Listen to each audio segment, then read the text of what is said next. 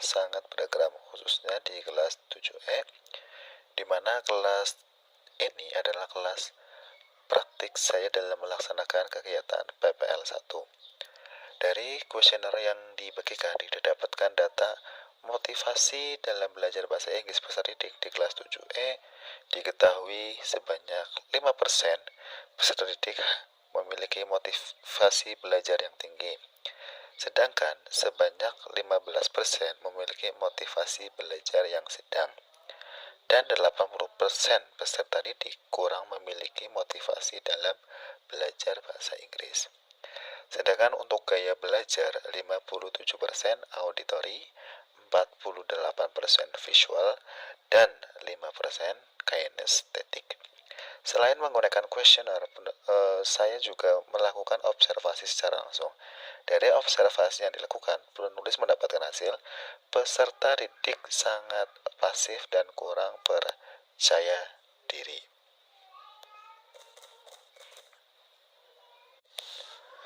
Peserta didik sangat pasif. Contohnya, mereka tidak akan mengeluarkan kata-kata ketika tidak ditanya, dan ketika ditanya, peserta didik pun akan menjawab dengan sangat pelan. Selain itu, peserta didik kurang termotivasi dalam belajar bahasa Inggris. Mereka menganggap bahasa Inggris adalah mata pelajaran yang sangat sulit. Peserta didik tidak percaya diri ketika membaca kata atau kalimat bahasa Inggris dan menulis di whiteboard.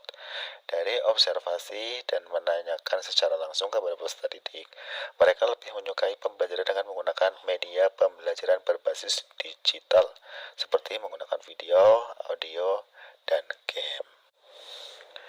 Nah, kurangnya motivasi peserta didik dalam pembelajaran bahasa Inggris ditunjukkan oleh sikap mereka yang malas dalam mengikuti kegiatan pembelajaran, tidak mengerjakan worksheet dengan maksimal, dan peserta didik terlihat tidak bersemangat ketika kegiatan belajar dan mengajar sedang berlangsung. Selain itu, kurangnya motivasi peserta didik juga sangat tidak percaya diri. Hal itu ditandai dengan peserta didik enggan untuk maju ke depan untuk menuliskan atau menjawab di whiteboard atau melakukan presentasi dalam memaparkan hasil kerja kelompoknya. Ada beberapa penyebab yang menyebabkan siswa seperti itu, diantaranya adalah ketika melaksanakan kegiatan pembelajaran, pengajar tidak menggunakan media pembelajaran secara maksimal dan bervariasi. Proses pembelajaran hanya dilakukan dengan menyampaikan materi lalu memberikan tugas, tidak mengimplementasikan pembelajaran berdiferensiasi. Ya, berdasarkan beberapa permasalahan di atas, maka saya menggunakan beberapa metode pembelajaran yang bisa digunakan untuk mengatasi kondisi kelas di 7E, yaitu menggunakan media pembelajaran yang bervariasi, seperti menggunakan aplikasi pembelajaran seperti Quizzes, menayangkan video pembelajaran, dan mengimplementasikan beberapa game yang berhubungan dengan materi yang diajarkan.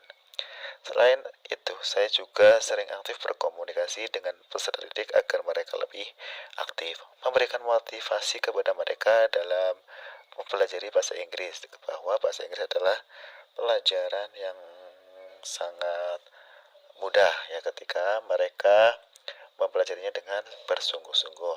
Selain itu, untuk meningkatkan rasa percaya diri kepada peserta didik, saya menggunakan metode pembelajaran dengan menggunakan games.